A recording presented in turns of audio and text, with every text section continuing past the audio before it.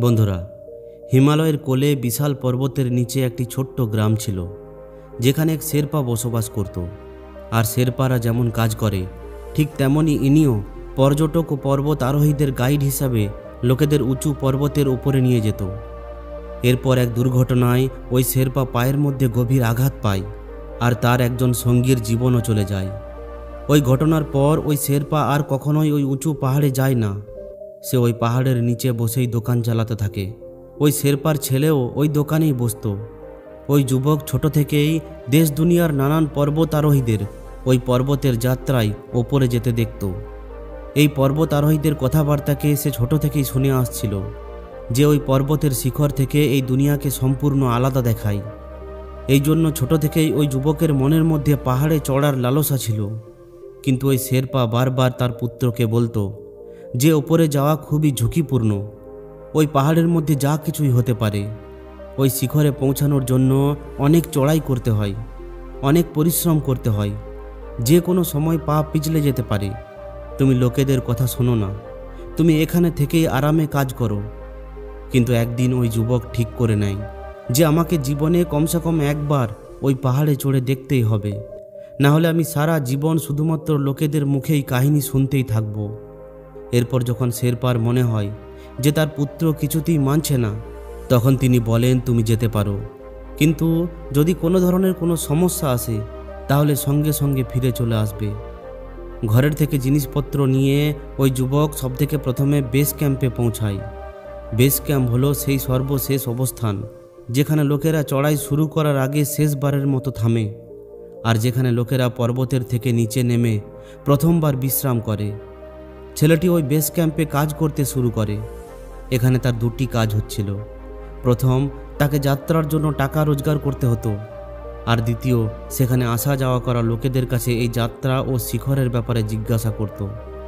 এরপর যখন ওই যুবক পর্যাপ্ত মাত্রায় টাকা জোগাড় করে ফেলে, আমি পরের সপ্তাহ থেকেই যাত্রা শুরু করে দেব।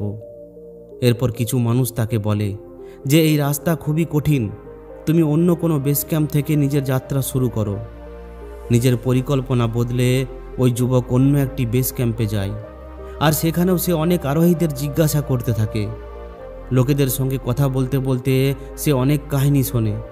নতুন রাস্তা ও শিখরের ব্যাপারে সে জানে। কিছু মানুষ বলে যে বিশেষ কিছু নেই ওপরে। যখন আমরা উপরে পৌঁছালাম তখন ঘন কুয়াশা ও মেঘের জন্য কিছুই দেখতে পাইনি। ছেলেটি সবার কাহিনী শুনতে থাকে। এরপর একদিন সে নিজের জিনিসপত্র কাঁধে নেয় আর রাস্তার মধ্যে বেরিয়ে পড়ে। ওই রাস্তার মধ্যে একজন অনুভবী শেরপা বসেছিল। এই মধ্যবয়স্ক শেরপার সঙ্গে যুবকটির বেস ক্যাম্পেই বন্ধুত্ব হয়ে গিয়েছিল। ওই ব্যক্তি এই যুবককে জিজ্ঞাসা করে যে তুমি রাস্তার উল্টো দিকে কোথায় যাচ্ছ? যুবকটি বলে, হে বাবা, আমি 2 মাস এই বেস ক্যাম্পে কাজ করছি। এই পাহাড়ের রাস্তা এবং শিখরের ব্যাপারে সমস্ত কিছু আমি বুঝে নিয়েছি। এখন আমার উপরে যাওয়ার কোনো দরকার নেই। এই জন্য আমি নিজের বাড়ি ফিরে যাচ্ছি। এটা শুনেই ওই শেরপা জোরে জোরে হাসতে শুরু করে। যুবকটি আশ্চর্য হয়ে বলে, কি হলো বাবা? তখন ওই বাবা বলে, হে পুত্র, পাহাড় ও রাস্তাকে বোঝা যায় না, এর বদলে এটাকে অনুভব করা যায়। তুমি একটু ভাবো যে মানুষ ওই পাহাড়ের মধ্যে কেন চড়ে? আসলে মানুষ নিজেকে আরও ভালোভাবে জানার জন্য, নিজের দুর্বলতার পরিধিকে মাপার জন্য এই নিজেকে জিততে থাকার যাত্রা করে। আর এই নিজেকে জিততে থাকার যাত্রা মানুষকে কোথাও পৌঁছায় না, এর বদলে এটা তাকে অন্তর থেকে বদলে দেয়। ওই বাবার কথায় একটা অদ্ভুত আকর্ষণ ছিল। এই যুবক তার সমস্ত কথা খুবই ধ্যান দিয়ে শুনছিল। এরপর ওই বাবা বলে, কিন্তু মানুষ এই যাত্রায় 2 ধরনের ভুল করে। প্রথম ভুল যাত্রা শুরুই না করা, আর দ্বিতীয় ভুল হলো এই যাত্রা শেষ না করা। আমি তোমাকে বেশ কয়েকদিন ধরেই দেখছি। শুরুতে তুমি খুবই উৎসুক ছিলে, কিন্তু এখন তুমি কেন ফিরে যাচ্ছ? কোনো একটা ব্যাপার আছে তোমার মধ্যে যেটা তোমাকে বাধা দিচ্ছে। ওই বাবার কথা শুনে ছেলেটি ভাবুক হয়ে যায়, আর সে তার পিতার সঙ্গে হওয়া দুর্ঘটনা, পিতার বকাঝকা এবং নিজের মনের ভয়ের ব্যাপারে সমস্ত কিছু বলে দেয়। ওই বাবা তার সমস্ত কথা খুবই ধ্যান দিয়ে শোনেন এবং বলেন যে পুত্র, সমস্ত পিতাই ভালো চায়, কিন্তু নিজের অজান্তেই তিনি তোমার অবচেতন মনে ভয় সৃষ্টি করে ফেলেছেন। এই ভয় কখনোই তোমার জন্য ভালো করবে না। এটা সারা জীবন তোমাকে সব কিছু করতে বাধা দেবে। বাবা বলেন যে এই ভয়কে বের করে ফেলার একটাই রাস্তা আছে। ছেলেটি বলে, কি ওই রাস্তা? আমার সঙ্গে ওই পর্বতের শিখরে চলো, তবেই তোমার মনের মধ্যে যে এই ভয় জন্ম নিয়েছে সেটা দূর হবে। কিন্তু আমার একটা শর্ত আছে, যখনই তুমি হেরে যাচ্ছ বলে মনে হবে, এই যাত্রা বন্ধ করার মন করবে, তখনই তোমাকে আমার সমস্ত কথা শান্ত হয়ে শুনতে হবে। ছেলেটি খুবই চুপচাপ হয়ে যায় এবং সে ভাবে, আজ পর্যন্ত আমাকে এত ভালোভাবে কেউই বোঝায়নি। যদি আমি এইভাবেই ফিরে চলে যাই তাহলে আমার পিতা আমাকে আর অন্য কিছুই করতে দেবে না। বন্ধুরা, লক্ষ্য অর্জন করার রাস্তায় আমাদের জীবনে মুখ্য 4 ধরনের বাধা আসে, যেগুলো এই কাহিনীর আগামী অংশে খুবই ভালোভাবে বোঝানো হয়েছে, যেগুলোকে আমাদের খুবই ধ্যান দিয়ে শোনা ও বোঝা দরকার। তাই পরের দিন সকাল সকাল দুজনেই চড়াইয়ের রাস্তায় বেরিয়ে পড়ে। আজ সন্ধ্যা নেমে আসার আগেই এদেরকে 15 কিলোমিটার চড়াই করতে হবে। ধীরে ধীরে রাস্তা সংকটময় ও কঠিন হতে থাকে। এরপর প্রায় 3 কিলোমিটার চড়াই করার পর সে একটি খুবই সুন্দর দৃশ্য দেখতে পায়। একটি কোনায় একটি ছোট্ট ঘর ছিল এবং তার পাশেই খাবারের দোকান ছিল। ছেলেটি দেখে যে ওখানে 2টি লোক বসে আছে আর সেখান থেকে খাবারের খুবই ভালো সুগন্ধ আসছে। ছেলেটির সেখানে থেমে যাওয়ার ইচ্ছা হয় আর সে ওই বাবাকে বলে যে, বাবা, একটু বিশ্রাম করে নেওয়া যাক। তখনই বাবা বলে, হে পুত্র, এখন সবেমাত্র তো চলা শুরু করেছ, এখন থেমে গেলে দিনের লক্ষ্য পূরণ করতে পারবে না। ছেলেটি বলে, শুধু একটুক্ষণ কিছু খেয়ে নি। এরপর ওই বাবা একটু হাসেন এবং বলেন, এখন তুমি ধ্যান দিয়ে শোনো। এটা হলো নিজেকে বা কোনো লক্ষ্যকে অর্জন করার রাস্তায় আসতে থাকা প্রথম বাধা, সেটা হলো প্রলোভন। এই বাধা ওই সময় জন্ম নেয় যে সময় আমরা নিজেদের লক্ষ্যকে ছেড়ে বাইরের কোনো সংকেত বা অন্য কোনো কিছুকে ধ্যান দিই।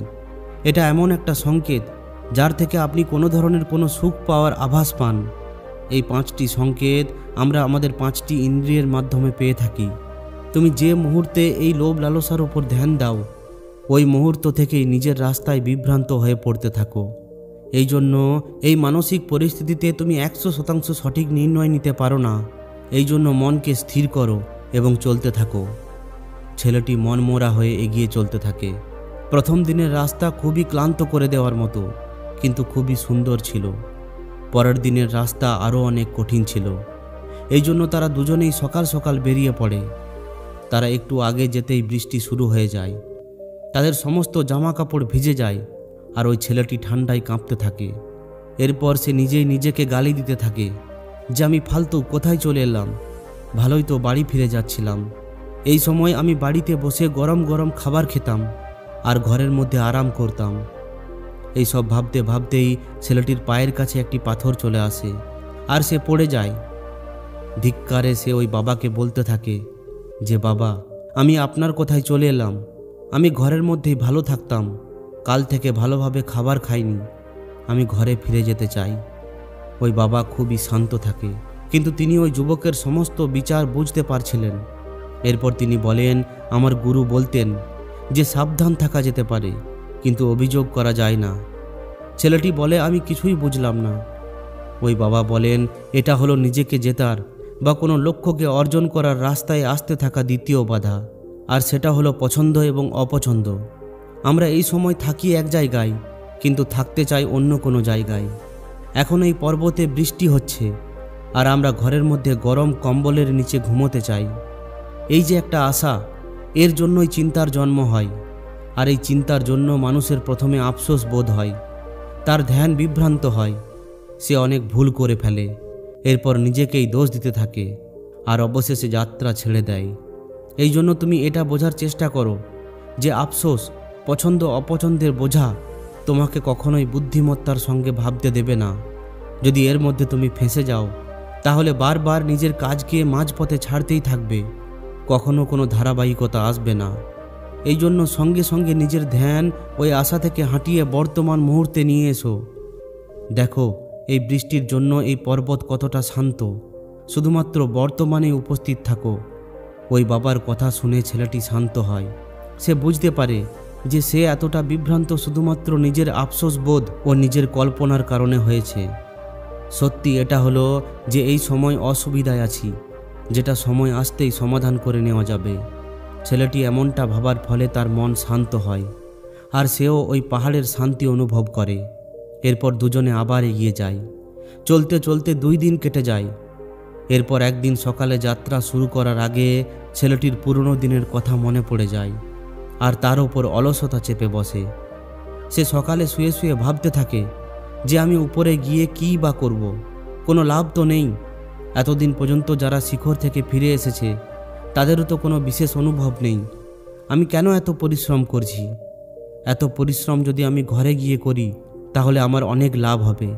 ওই বাবা ছেলেটির বিচার বুঝে নেয়, আর তিনি একটু হেসে বলেন, হে পুত্র, তুমি একটু ভেবে দেখো যে তুমি যাত্রা তো শুরু করেছিলে, কিন্তু তুমি শিখরে যাওয়ার জন্য যাত্রা শুরু করনি। তুমি এই যাত্রাকে অনুভব করার জন্য, নিজেকে জেতার জন্য এই যাত্রা শুরু করেছিলে। এই জন্য এই সম্পূর্ণ যাত্রাই হলো শিখর। ছেলেটি বলে, আপনি ঠিকই বলেছেন, কিন্তু আমার আর আগে যাওয়ার মনই নেই। এরপর ওই বাবা বলেন, নিজেকে জিততে থাকা বা লক্ষ্য অর্জন করার রাস্তায় তৃতীয় বাধা হলো অলসতা। অলসতার অর্থ হলো শরীর ভারী হয়ে যাওয়া আর মস্তিষ্ককে স্বস্তি দেওয়া। এই বাধা খুবই ঘুম পাওয়া, ক্লান্ত হয়ে যাওয়া ও কিছু করার মন না করার রূপ নেয়। এই অবস্থায় তুমি একটি জেলের মধ্যে বন্ধ, আর এই জেলের মধ্যে থাকার সময় তুমি একটু সমস্যা এলেই হেরে যাবে, কারণ এই অবস্থায় বুদ্ধি ও তর্কশক্তি তোমার সঙ্গ দেয় না। এই জন্য সঙ্গে সঙ্গে এগিয়ে চলো। এটাই হলো অলসতা থেকে বাঁচার একমাত্র উপায়। ওই যুবকের এটা মনে পড়ে যায় যে সে ওই বাবার কথা শোনার কথা দিয়েছিল। সে সঙ্গে সঙ্গে উঠে দাঁড়ায়। এরপর ওই দিন বিকালে ওই যুবক কয়েকটি লোকেদের দেখতে পায় যারা এই শিখরের দিকে এগিয়ে যাচ্ছিল, যাদের কাছে সমস্ত কিছু আধুনিক জিনিসপত্র ছিল। এটা দেখে যুবক ভাবে যে এদের জিনিসপত্র তো এত উন্নত, আমি কিভাবে এদের সঙ্গে যাত্রা করব? এদের কাছে তো আধুনিক যন্ত্রাংশ আছে। যদি আমি ফেল হয়ে যাই তাহলে আমার পিতা আমাকে কি বলবে? এই সব ভাবতে ভাবতে ছেলেটি নিরাশ হয়ে পড়ে। এই সব ভেবে ছেলেটি সেখানেই দাঁড়িয়ে যায়। তখন ওই বাবা বলে ওঠে যে, হে পুত্র, এটা হলো সর্বশেষ বাধা, সেটা হলো সন্দেহ। এই ধরনের মানসিক অবস্থায় সন্দেহ ভর করে বসে। নিজের মধ্যেই প্রশ্ন উঠতে শুরু করে যে আমি পারবো কি না, আমি কি নিজেকে জেতার জন্য তৈরি? যদি ফেল হয়ে যায় তাহলে লোকেরা কি বলবে? এই অবস্থায় আসতেই তোমার যাত্রার গতি ধীরে হয়ে পড়ে। নিজের ওপর সন্দেহের ফলে তুমি তোমার উদ্দেশ্যই হারিয়ে ফেলো, আর শুধুমাত্র নিজের ভুলকেই বারবার মনে করো। ওই বাবা বলেন, সবসময় এটা মনে রাখবে যে তুমি এই যাত্রা একটি ভালো মানুষ হওয়ার জন্য, নিজেকে ভালোভাবে যাওয়ার জন্য শুরু করেছিলে। সন্দেহ তোমার ওপর যেন ভর না করে বসে। এই জন্য নিজেকে কেটে যাওয়া কালকের সঙ্গে পরিমাপ করো, আর দেখো তুমি গতকালের থেকে আজ একটু উন্নতি করেছো কি না। বাবা বলেন যে তোমাকে শুধুমাত্র নিজেকে জিততে হবে। প্রতিদিন রাত্রে এটা ভাবো যে আজ আমি কালকের থেকে কি ভালো করলাম, আর আগামী কালকে আরও ভালো করার জন্য কি করতে পারি। প্রতিদিন নিজের ছোট ছোট সাফল্যকে মনে করো। ব্যাস, তোমাকে শুধু এইটুকুই করতে হবে। ওই বাবার এই কথাগুলি শুনে যুবকের মন একটু শান্ত হয়। তার মনে হয় তার মাথা থেকে কেউ যেন বোঝাটা সরিয়ে নিয়েছে, আর সে আবার চলতে শুরু করে। এরপর তারা বেশ কয়েকদিন ধরে চলতেই থাকে, একে অপরকে নিজের জীবনের কাহিনী শোনাতেই থাকে। রাস্তায় অনেক বাধা আসে। কখনো বাবা তাকে সতর্ক করে দেয়, আবার কখনো ওই যুবক নিজেই সতর্ক হয়ে যায়। ধীরে ধীরে যুবক এটা অনুভব করে যে সমস্ত বাধা তার মনের ভেতরের ভয় থেকেই উৎপত্তি হয়। যদি ধ্যান না দিই তাহলে সেটা মনের মধ্যেই অনেক বড় রূপ নিয়ে নেয়। যুবকের এটা মনে হতে শুরু হয় যে সে মনকে জেতা শিখে নিয়েছে, এখন সে যে কোনো কাজ করতে পারবে। এই যাত্রার পর সে তার পিতাকে সঠিকভাবে সাহায্যও করতে পারবে। এরপর আরও কয়েকদিন চড়াই করার পর তারা দুজনেই ওই শিখরে পৌঁছায়। ওই শিখরের ওপরে আলাদা একটা শান্তি ছিল। যুবকটি ভাবে যে সত্যি এই শিখরে অনেক কম মানুষই পৌঁছায়। আজ ওই যুবকটির চেহারায় খুবই গভীর হাসি ফুটে উঠেছিল। সে শিখরের ওপরে চড়ে খুবই খুশি অনুভব করছিল। সে তার যাত্রার ব্যাপারে ভাবতে থাকে যে কতবার সে তার মানসিক বাধাকে অতিক্রম করেছে আর এখান পর্যন্ত পৌঁছেছে। এরপর সে অনুভব করে যে যতবার সে তার মনের ভয়কে জিতেছে, যতবার সে আবার উঠে দাঁড়িয়েছে, ততবার সে এই ভাবনা অনুভব করেছে অর্থাৎ ওই বাবা ঠিকই বলতেন যে সম্পূর্ণ যাত্রায় অনেক শিখর আছে। এরপর ওই বাবাকে ধন্যবাদ জানানোর জন্য যখন যুবক পেছনে ঘোরে তখন সে দেখে সেখানে কেউ নেই। সে অনেক জোরে জোরে আওয়াজ করে তাকে ডাকতে থাকে। অনেক জায়গায় সে খোঁজে, কিন্তু তাকে সে কোথাও খুঁজে পায় না।